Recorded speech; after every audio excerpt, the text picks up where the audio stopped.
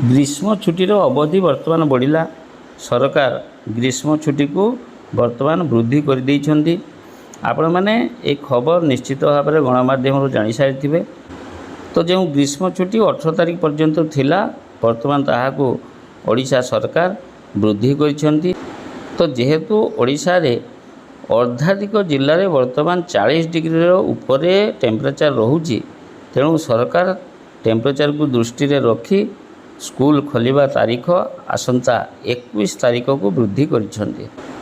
अर्थात 21/6 रे विद्यालय खोलिबो।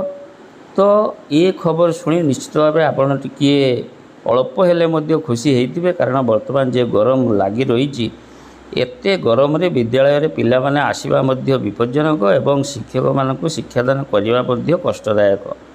तो जहाँ भी हो 2 दिन हेले मध्य आपातत जदि वर्षा हो जाए तेबे विद्यालय सुरखुरे चली पारिबो। आशा करुच्ची वीडियोटी निश्चित भाव में आपको भल लगी वीडियो को लाइक और शेयर करेंगे। रोची पुनर्बार देखा अन्य एक वीडियो रे। नमस्कार।